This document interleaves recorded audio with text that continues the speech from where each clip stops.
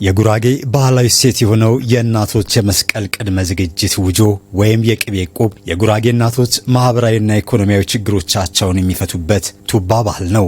ይህ ሴት በማህበረሰቡ ዘንድ ከሚታወቁ ቀደምትና ቱባ ባህሎች መካከል አንዱ ሲሆን እናቶች ለመስቀል፣ ለአረፋ፣ ለሰርግም ሆነ ለሌላ ማህበራዊ ጉዳዮቻቸው ሳይጨነቁ ሁነቶችን ለማስተናገድ ያስችላቸዋል። በሀገራችን በስፋት እየተለመደ ለመጣው በገንዘብ እቁብ የመጣል ባህል መነሻዎቹ እነዚህ ቀዳሚዎቹ የብሔሩ ተወላጅ የሆኑ እናቶች ከብዙ ዓመታት በፊት በአይነት የጀመሩት የወተትና የቅቤ ውጆ እንደሆነ የጉራጌ ዞን ባህል ቱሪዝም መምሪያ ኃላፊ ወይዘሮ መሰረታ መርጋ በእኖር ወረዳ መቃና ቀበሌ የመስቀል ቅድመ ዝግጅት ምልከታ ባደረጉበት ወቅት ተናግረዋል። ከብዙ መቶ ዓመታት በፊት የጉራጌ ማህበረሰብ በቁጠባ ይታወቃል፣ በእድር ይታወቃል፣ በስራ ይታወቃል። ከቁጠባዎቹ አንዱ እንግዲህ እድር እቁብ ስናነሳ ሌላኛው ደግሞ ውጆ ነው፣ የወተትና የቅቤ ውጆ። ስለዚህ በመተጋገዝ ጀዝ ወጀ ያጋቃዋ ምንላቸው በጣም በርካታ ቱባ የሆኑ ሴቶች አሉና ስለዚህ ውጆም አንዲት እናት እንግዲህ የተለያዩ ፕሮግራሞች ሊኖርባት ይችላሉ። ትልቁ ደግሞ የመስቀል አረፋ በዓላት ሲደርሱ ሌሎችም ድግስ ካለባት ለእንደዚህ አይነት ማህበራዊ ጉዳዮቿ መወጫ እንዲሆናት ሳትጨነቅ ብዙ ገንዘብ ሳታፈስ ጤንነቱ የተጠበቀ ንጽህናው የተጠበቀ ከቤት የመጣ ቅቤ ታጠራቅማለች ማለት ነው። ስለዚህ ለማጠራቀም ደግሞ በአንድ አካባቢ ላይ ያሉ እናቶች ተሰባስበው በእንደዚህ መንገድ ቅቤውን ያሰባስባሉ ማለት ነው። ይሄ ፋይዳው በጣም ብዙ ነው። ይገርመኛል። እኔ ከቅጥን ጀምሮ እንዴት ነው ያሰቡት ትላለህ። የጉራጌ ብሔር መገለጫ የሆነው ክትፎ ልዩ ጣዕም እንዲኖረው ከሚያደርጉት ግብአቶች ዋናው በጥራት የተዘጋጀ ቅቤ በመሆኑ እናቶችም ጥራቱን የጠበቀ ንጹህ ቅቤ ከተለያዩ ግብአቶች ጋር በማዋሃድ እንደሚዘጋጁ ተናግረዋል። ጉራጌ ደግሞ ያው የሚታወቅበት በክትፎ ነው። ስለዚህ ክትፎ ደግሞ የጉራጌ ክትፎ ለየት ከሚያደርገው ነገር አንዱ የቅቤው አዘገጃጀት ነው። አዘገጃጀት ብቻ አይደለም፣ አንጠሩ መከሸኑ ብቻ ሳይሆን የሚመጣበትን መንገድ ነው። ከየትኛውም ቦታ ላይ ገዝተን ክትፎ አሰናተን የምናቀርብበትን ያን ጣዕም ያመጣዋል ማለት ውሸት ነው። ስለዚህ አንዱ በእንደዚህ አይነት መንገድ ክትፎ በጣም በቂ ቅቤ ስለሚፈልግ በእንደዚህ አይነት ንጽህናው የተጠበቀ ጤንነቱ የተጠበቀ ደህንነቱ የተጠበቀ በእናቶቻችን በእንደዚህ መንገድ የተሰባሰበ ቅቤ ነውና ጉራጌና ክትፎ ስናነሳ ቅቤውን በእንደዚህ መንገድ ነው የሚቆጠበው። በዞኑ በተለያዩ መዋቅሮች የሚኖሩ እናቶች ለመስቀል በዓል የሚያስፈልጋቸውን ዝግጅት በጊዜው ለማጠናቀቅ እያደረጉ ያለው የቅድመ ዝግጅት ስራ አበረታች መሆኑንም ገልጸዋል።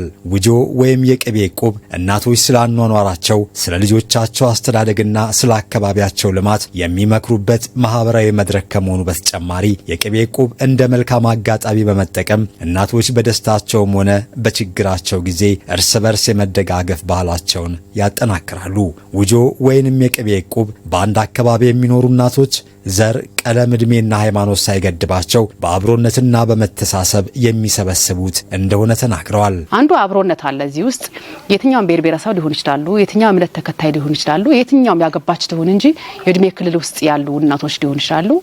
ስለዚህ አብሮነት የሚጠናከርበት ነው፣ መተሳሰብም ያለበት ነው። ከእያንዳንዳቸው የሚሰበሰበውን የቅቤ መጠን ለመለካት የሚጠቀሙባቸው ባህላዊ ዘዴዎች እንዳሏቸው ወይዘሮ መሰረት ተናግረዋል። በአውራ ጣትና በአመልካች ጣት መሃል ቀጭን ወደረ ወይም ከእንሰት ኮባ የሚገኝ ማሰሪያነት በማስቀመጥ ወደረው ቅቤውን ዞሮ በትክክል ሲገጥም ብሽየ እንደሚጠቀሙ ተናግረዋል። በዚህ ውስጥ ደግሞ የእናቶች ጥበብን በጣም ያስደንቃል። የሚለኩበትና የሚሰፍሩበትን ባህላዊ መለኪያቸው አብሮት ያው የሚንቀሳቀስ ነው።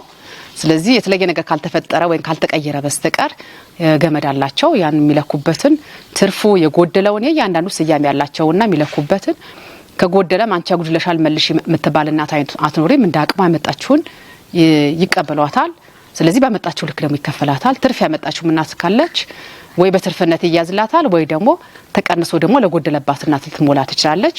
እናቶች ይህን ባህላዊ እሴት ጠብቀው ማቆየታቸው በቤተሰብ ደረጃ የሚፈጠረውን የኢኮኖሚ ጫና ከመቀነሱም በላይ ባህሉን ጠብቀው ለተተኪው ትውልድ እንዲተላለፍ ከፍተኛ አስተዋጽኦ ማድረጋቸውን ገልጸዋል። ባህላዊ እሴቶቻችንን በማልማት በመጠበቅና በመንከባከብ ለቀጣዩ ትውልድ ለማስተላለፍ የተጀመሩ ስራዎች ይበልጥ በማጠናከር መስራት እንደሚገባም መልእክት አስተላልፈዋል። በጣም ትልቅ እሴት ነው። እውነት ለመናገር በተቻለ መጠን እኛም ተቋማችን እንደ ባህል ቱሪዝም እንደዚህ አይነት እሴቶቻችን በታሪክ እንዲወጡ፣ እንዲለሙ፣ እንዲሰነዱ፣ እንዲጻፉ በኪነ ጥበቡ ዘርፍ ላይ እንዲካተቱ በሀገር በቀል እውቀቶቻችን መሰረት ያደረገ እንደዚህ አይነት የአስተምሮ ስራ ቢኖረው ወደፊት በራሱ እንደ ሀገር እንጠቀምበታለን ብዬ አስባለሁ። እንደ ተቋማችን ግን የጀመርናቸው ስራዎች እናስቀጥላለን። ወይዘሮ ታሪኳ ብዙና ወይዘሮ ሻወድ ድንቁ በኖር ወረዳ የመቃና ቀበሌ ነዋሪ ሲሆኑ ውጆ ማህበራዊ ችግሮቻቸውን በጋራ ለመፍታት እንደሚያስችላቸው ተናግረዋል። የብድራት ሄድም በሶኪስ ቤት አታኳካም በራስ በቆጠብኮ በትንሽ ነገር አስተካክለ ፍጆታ ተፈል በራስ ፍጆታ ይወጣል ፍጆታ ይሆናል ማለት ነው። ያ የተቸገረ ሰው ቢኖር ተራው ወስዶ ይጠቀምበታል፣ እኛም እንጠቀማለን። እና ሰርግ ቢመጣ ራስ ልጆቻችን ቢወልዱ የራስ ምረቃ በቃ እንጠቀምበታለን። ገበያ ሄተን አንገዛም።